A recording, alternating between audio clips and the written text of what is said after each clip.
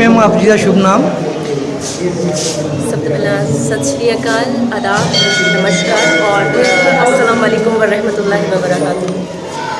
Thank you so much for this beautiful interview. Actually Samachar India news मैं बहुत बहुत thanks करना चाहूँगी। और राज जन्नत मेरा नाम है। मैं एज अ सिंगर, लिरिसिस्ट और कंपोजर काम कर रही हाँ। हुणे पाकिस्तान की मूवीज़ ਦੇ ਵਿੱਚ 2-3 ਗਾਣੇ ਦਿੱਤੇ ਆ ਨਸੀਰ ਅਹਿਮਦ ਖਵਾਜਾ ਜੀ ਨੂੰ, ਵਕਾਸ ਅਜ਼ੀਮ ਜੀ ਨੂੰ, ਜੋ ਕਿ कराची तो ने। और हुणे गाना रिलीज़ होया मेरा दर्द, जो राज जन्नत और वकास अजीम के नाम ना तुसी यूट्यूब पे सर्च कर सकते हो। और बहुत सारे ट्रैक आ रहे हैं, जयदेव सर जी नाल ट्रैक आ रहे हैं, जो कि बॉलीवुड के मतलब महान एक म्यूजिक डायरैक्टर ने उन्होंने नाल काम कर रही हैं। और इंशाल्लाह जल्दी काम आएगा कि बस दुआवां चाहिए थोड़ियां जी। और जिवें कि आपने दस्सिया कि पाकिस्तान तो जो सिंगर जो जिन्होंने अपने वर्क किया है, किवें महसूस होया? ਮੈਨੂੰ ਬਹੁਤ ਚੰਗਾ ਲੱਗਾ क्योंकि ਇੱਥੇ ਇਸ ਤਰ੍ਹਾਂ ਹੁੰਦਾ, ਮਿਲਣਾ ਪੈਂਦਾ, ਸਭ ਨੂੰ ਮਿਲ ਕੇ ਗੱਲ ਕਰਨੀ ਪੈਂਦੀ। ਲੇਕਿਨ ਸਾਡੀ ਇੱਕ ਇੰਟਰੈਕਸ਼ਨ ਜਿਹੜੀ ਸੀਗੀ, ਲਾਈਵ ਇੰਟਰੈਕਸ਼ਨ ਸੀਗੀ। ਸਿਰਫ ਫੋਨ 'ਤੇ ਹੀ ਗੱਲਬਾਤ ਹੁੰਦੀ ਸੀ ਕਿ ਫੋਨ 'ਤੇ ਕੰਪੋਜੀਸ਼ਨ ਸੈਂਡ ਕਰਨੀਆਂ ਅਤੇ ਦੈਨ ਬਸ ਫੋਨ 'ਤੇ ਸਾਡੀ ਗੱਲਬਾਤ ਤੋਂ ਬਾਅਦ ਮੁਕੰਮਲ ਹੋਇਆ ਸਾਰਾ ਪ੍ਰੋਜੈਕਟ। ਕਰਤਾਰਪੁਰ ਕੋਰੀਡੋਰ ਖੁੱਲ ਰਿਹਾ ਹੈ, ਕੋਈ ਮੈਸੇਜ ਦੇਣਾ ਚਾਹੁੰਦੇ ਪਬਲਿਕ ਨੂੰ ਕਿ ਬਹੁਤ ਇੱਕ ਸ਼ਲਾਘਾਯੋਗ ਕਦਮ ਦੋਨਾਂ ਸਰਕਾਰਾਂ ਦਾ? जी बिल्कुल, बहुत शलाघायोग कदम है क्योंकि देखो पाकिस्तान की जड़ी एक सरजमीन है वो अल्लाह के नाम के नाल जानी जाती है। और मैं खुद अल्लाह बहुत मुहब्बत करती हाँ। मेरा नाम चाहे राजवीर कौर है लेकिन मैं जन्नत नाम अडॉप्ट किया। मैं कह सकती मैं एक आशिक हाँ अल्लाह की। तो मैनू उधरले जड़े लोग ने बहुत मुहब्बत करने वाले लोग ने मैं पैगाम यही देना चाहूँगी कि साढ़े दिलों के ऐसी मुहब्बत वसती रहेगी। जोड़ा गाना भी किया यह मुहब्बत का एक पैगाम है कि दूर बैठे भी असी एक दूजे को जड़ा प्यार करते हैं, मुहब्बत करते हैं। एक पिंड पंजाब का चैनल पाकिस्तान तो है और जिन्होंने पार्टीशन दी जो वीडियो की बहुत लोगों में नज़दीकियाँ आई वो प्रोग्रामों नाल कुछ कहना चाहते कि पार्टीशन के जोड़े दर्द से कितना कितने जिस तरह लोगों को विछड़न का दोबारा मिलन का कितने मौका मिलना चाहिए? जी देखो पार्टीशन दे एक जड़ा एक हिस्सा सी, एक कुदरत का हिस्सा, छोड़ा कह लो है ना। लेकिन बस मैं दुआ ही कर सकती हाँ क्योंकि कहते रहमतों का साया भी अजीब होता है, दुआएं देने वाला सबसे करीब होता है। तो फिर ऐसी दुआएं अता करना कि मंजिल को अंजाम मिल जाए, दुआएं करना कि सबको मुकाम मिल जाए। और बस मेरी दुआ है अल्लाह ताला के वाहिगुरू जी अगे कि सबनों मुकाम मिले। सब चाहे वो पंजाब के रहने वाले ने, चाहे पाकिस्तान रहने वाले ने, सबनों मुकाम मिले और सब सफलता। अपने सॉन्ग का किस थोड़ा या कोई मुखड़ा बोल के दसोगे जी जो आपका न्यू सॉन्ग आ रहा है? मेरा गाना है नवा, वकास अजीम पाकिस्तानी सिंगर ने, बहुत अच्छे आर्टिस्ट ने, उन्होंने जड़ा गाना वही मैं थोड़े रूबरू करना चाहूँगी।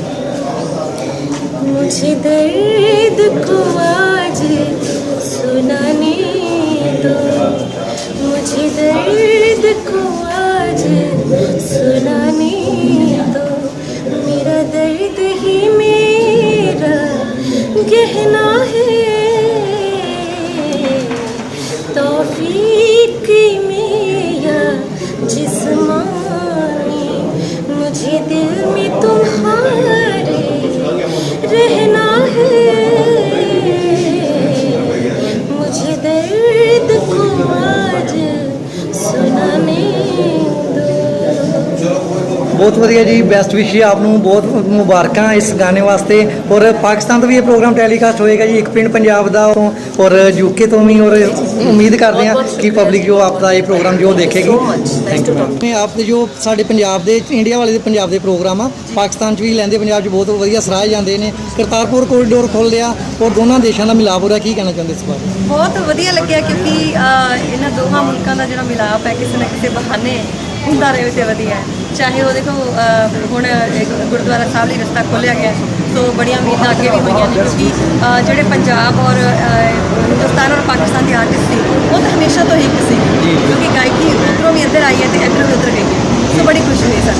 और कितने ना कितने जिस तरह कि तुम आर्टिस्ट है अगर तुम्हें लैंदे पंजाब भी मौका मिलता है अपनी कलाकारी का जोर दिखाने की, तुम जाना चाहोगे? बिल्कुल जी, मैं तो जो भी फेसबुक पर मेरे नाल सब तो वध लैंदे पंजाब तो मेरे फैन ने, पाकिस्तान तो लाइव होंगे जो असीं आ गल्लां करदे हैं, गाने आउंदे हैं और बहुत एप्रीशिएट करते हैं सानूं और बुलाउंदे ने। मैनूं तो स्पेशली कहते हैं कि तुसीं ननकाना साहब मैडम आओ और पाकिस्तान में तुसीं आओ सुनना चाहुंदे आ। तो मैं चाहुंदी कि जल्दी तो जल्दी कोई बुलावा आवे उत्तों ते मैं जाके उत्थे परफॉर्म करां। आपका ये इंटरव्यू जिवें कि चढ़ते पंजाब में टैलीकास्ट होना, लैंदे पंजाब तो जिवें कि एक पिंड पंजाब का या होर चैनल पर भी टैलीकास्ट होना, की कहना चाहते हो? उन्होंने कोई मैसेज देना चाहते जी?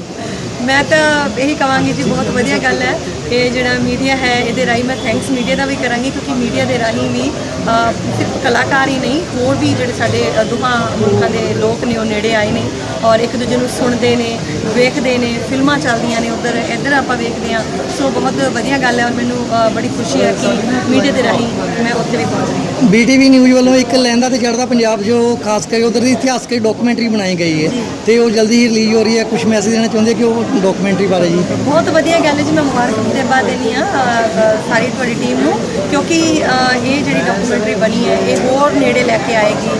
ਜਿੱਦਾਂ ਕਿ ਮੈਂ ਦੱਸਿਆ ਕਿ ਆਰਟਿਸਟ ਹਮੇਸ਼ਾ ਕੋਸ਼ਿਸ਼ ਕਰਦੇ ਨੇ ਫਿਲਮਾਂ ਰਾਹੀਂ ਗਾਣਿਆਂ ਰਾਹੀਂ ਇੱਕ ਦੂਜੇ ਨਾਲ ਸਾਂਝ ਪਾਉਂਦੇ ਨੇ ਨੇੜੇ ਲਿਆਉਣ ਦੀ। ਸੋ ਅਗਰ ਇਹ ਡਾਕੂਮੈਂਟਰੀ ਦੇ ਰਾਹੀਂ ਹੋਰ ਨੇੜਤਾ ਆਉਂਦੀ ਹੈ ਤੇ ਇਸ ਤੋਂ ਵੱਡੀ ਗੱਲ ਖੁਸ਼ੀ ਦੀ ਗੱਲ ਕੋਈ ਨਹੀਂ ਸਕਦੀ। Thank you. ਲਹਿੰਦਾ ਤੇ ਚੜ੍ਹਦਾ ਪੰਜਾਬ ਜੋ ਸਾਡੇ ਪੰਜਾਬੀ ਕਲਾਕਾਰਾਂ ਨੂੰ ਵੀ ਬਹੁਤ ਪਸੰਦ ਕਰਦੇ ਨੇ ਔਰ ਸਾਡੀਆਂ ਮੂਵੀਆਂ ਜੋ ਆ ਕਿ ਪਾਕਿਸਤਾਨ ਦੇ ਵੀਡੀਓ ਕੋਈ ਬੱਸਾਂ 'ਚ ਵੀ ਚੱਲਦੀਆਂ। ਪਰ ਕੀ ਕਹਿਣਾ ਚਾਹੁੰਦੇ ਜਿਵੇਂ ਹੁਣ ਕਰਤਾਰਪੁਰ ਕੋਰੀਡੋਰ ਖੁੱਲ੍ਹ ਰਿਹਾ ਦੋਵਾਂ ਦੇਸ਼ਾਂ ਦਾ ਪ੍ਰੇਮ ਪਿਆਰ ਵੱਧ ਰਿਹਾ ਹੈ? ਬਹੁਤ ਵਧੀਆ ਗੱਲ ਹੈ ਇਹ ਬਹੁਤ ਹੀ ਵਧੀਆ ਉਪਰਾਲਾ ਹੈ। ਇਸ ਤੋਂ ਵਧੀਆ ਕੀ ਹੋ ਸਕਦਾ ਜੇ ਇਨਸਾਨ ਜਿਹੜਾ ਹੈ ਸਭ ਤੋਂ ਪਹਿਲੇ ਇਨਸਾਨ ਬਣ ਜਾਏ ਇਨਸਾਨੀਅਤ ਦੇ ਨਾਤੇ ਤੇ ਹੀ ਸਾਰੇ ਇੱਕ ਦੂਜੇ ਨੂੰ ਮਿਲ ਵਰਤਨ ਜਿਹੜਾ ਵਧੇ। ਔਰ ਮੈਨੂੰ ਲੱਗਦਾ ਹੈ ਕਿ ਹਿੰਦੁਸਤਾਨ ਤੇ ਪਾਕਿਸਤਾਨ ਦੇ ਲੋਕਾਂ ਦੇ ਵਿੱਚ ਕੋਈ ਫਰਕ ਨਹੀਂ ਹੈ ਸਾਰੇ ਹੀ ਪਿਆਰ ਦੇ ਨਾਲ ਭਰੇ ਨੇ। ਇਹ ਸਿਰਫ ਇੱਕ ਵਾਰੀ ਮਿਲਣ ਦੀ ਦੇਰ ਹੈ ਜਦੋਂ ਇਹ ਰਸਤੇ ਖੁੱਲ੍ਹ ਗਏ ਤੇ ਇਹ ਬਹੁਤ ਵਧੀਆ ਉਪਰਾਲਾ ਹੋਏਗਾ। ਮਨਾਂ ਦੇ ਵਿੱਚ ਬਹੁਤ ਪਿਆਰ ਜਿਹੜਾ ਉਹ ਥਾਂ ਪਿਆਰ ਜਿਹੜਾ ਉਮੜ ਕੇ ਸਾਹਮਣੇ ਆਏਗਾ ਬਹੁਤ ਵਧੀਆ ਉਪਰਾਲਾ ਹੋਏਗਾ।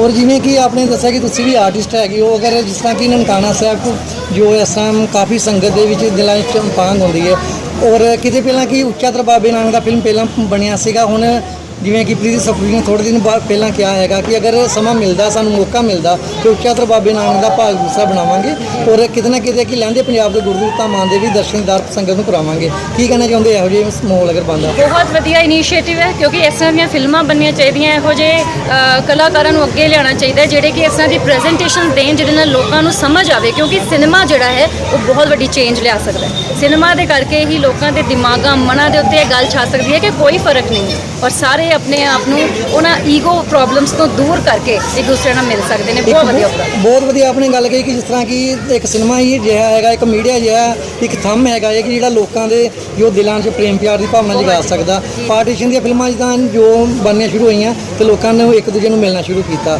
ਔਰ ਬਹੁਤ ਵਧੀਆ ਗੱਲ ਹੈ ਕਿ ਜਿਸ ਤਰ੍ਹਾਂ ਹੁਣ ਮੰਨ ਲਓ ਕਿ ਤੁਹਾਨੂੰ ਅਗਰ ਮੌਕਾ ਮਿਲਦਾ ਪਾਕਿਸਤਾਨ ਦੇ ਕਿਸੇ ਸਿਨੇਮਾ ਨਾਲ ਜੁੜਨ ਦਾ ਤੇ ਤੁਸੀਂ ਜਾਣਾ ਚਾਹੋਗੇ ਜੀ? ਮੈਂ ਬਿਲਕੁਲ ਜਾਣਾ ਚਾਹਾਂਗੀ। ਮੇਰੇ ਬਹੁਤ ਸਾਰੇ ਦੋਸਤ ਵੀ ਨੇ ਜਿਹੜੇ ਕਿ ਬਹੁਤ ਵੱਡੇ ਉੱਥੋਂ ਦੇ ਕਲਾਕਾਰ ਨੇ ਔਰ ਮੈਂ ਜਦੋਂ ਉਹਨਾਂ ਨਾਲ ਗੱਲ ਕਰਦੀ ਹਾਂ ਮੈਨੂੰ ਲੱਗਦਾ ਹੀ ਨਹੀਂ ਬਿਲਕੁਲ ਕਿ ਉਹ ਸਾਡੇ ਪੰਜਾਬ ਤੋਂ ਜਿਹੜੇ ਸਾਡੇ ਅਸੀਂ ਪੰਜਾਬੀ ਹਾਂ ਉਹਨਾਂ ਤੋਂ ਅਲੱਗ ਨੇ।